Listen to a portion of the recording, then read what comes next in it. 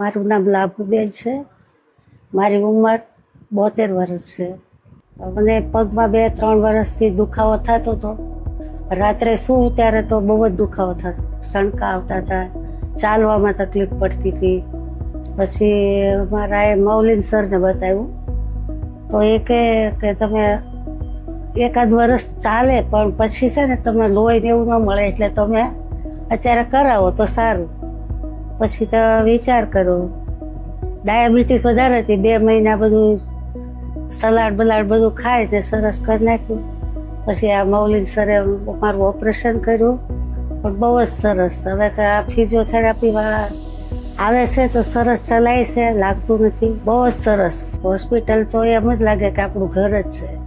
આપણી જોડેવાળા કોઈ ઘરવાળા ન હોય તો ચાલી જાય, એવું નહીં કે તો ઘરવાળા જોઈશે જ.